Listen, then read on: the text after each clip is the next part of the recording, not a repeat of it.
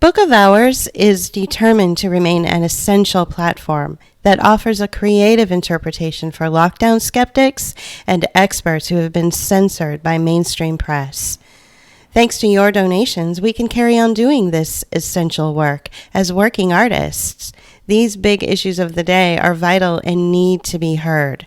So please share our videos, subscribe to our YouTube channel, make a one-time donation on our PayPal page, but most importantly, please be a part of our team on our Patreon page. Go to patreon.com/bookofhours and hit the blue button titled Become a Patron. Thank you.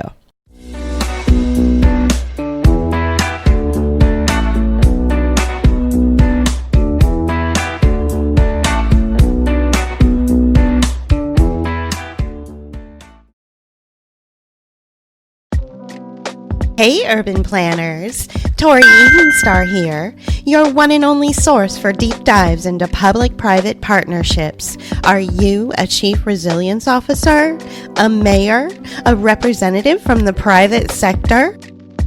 Then grab your tote bag, conference crawlers. Resilient cities are the action du jour for the managerial class. Now that the Rockefeller philanthropists are funding resilient cities again, the money is flowing to make sustainability the foundation of urban planning and the future for cities around the world. The CROs and consultants are probably parachuting into your town right now, conducting feel-good meetings with city planners and politicians to create public-private partnerships.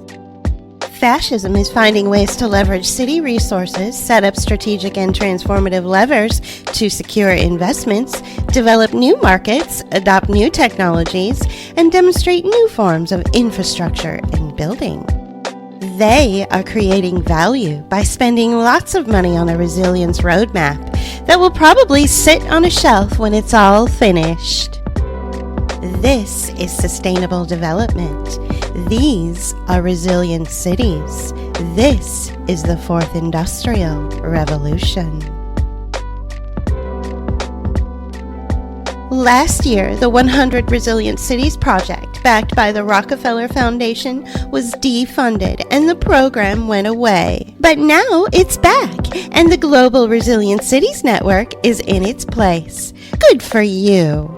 But that's not all. Using the same leadership, the Resilient Cities Catalyst, or RCC, was also launched to spectacular applause. By integrating current city planning efforts with comprehensive planning, master planning, and capital budgeting, and blah, blah, blah, blah, blah, these consultants bring their resilience expertise to cities worldwide. Resilience has a nice ring to it, doesn't it? But what does it mean? It means rethinking and reimagining how to use weather and economic disasters to financialize cities and the people who live there by setting them up for social impact investing and pay for success finance. How awesome that tax money goes to planning, financing, and preparing for resilience. But nothing really helps anyone. Instead, they're using predictive analytics, artificial intelligence, and wearable and screen-based technologies to monitor and track poor people to profit from their misery. What better way to leverage municipal resources, bypass existing laws and bureaucracy to make cities and the residents in them more vulnerable to natural disasters, economic downturns, and climate change? As Colin Ward said in Anarchy in Action, planning, the essential grid of an ordered society, turns out to be yet another way in which the rich and powerful oppress and harass the weak and the poor. But what are resilient cities? They're places that sound like utopian living, like Pittsburgh, which claims world-class living, or San Francisco, a most affordable city with a billionaire every 80 blocks.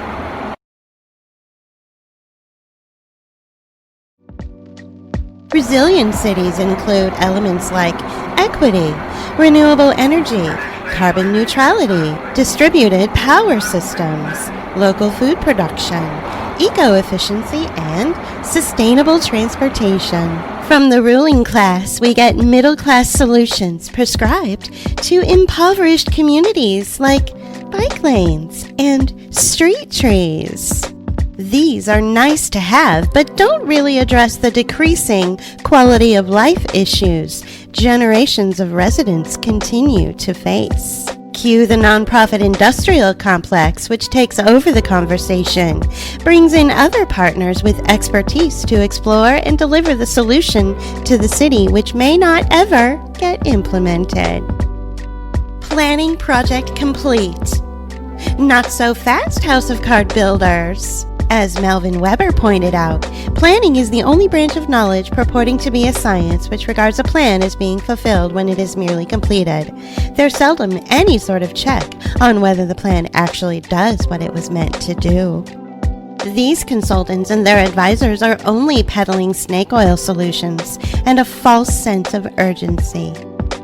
Because the same system that created the very need for true resilience to economic and environmental disaster will not and cannot change anything. Instead, they'll repackage it as projects that aim to improve the lives of the poor and vulnerable while padding the bank accounts of the project directors. Reality check.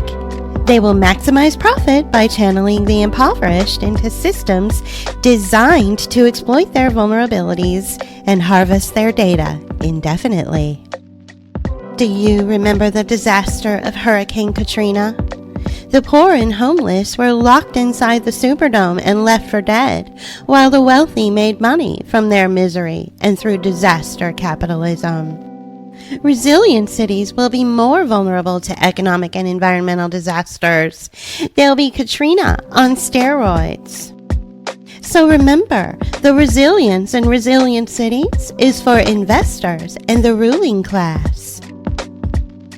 XOXO Coroni refugees. Tori Evening Star signing off now, reminding you we're all in this together.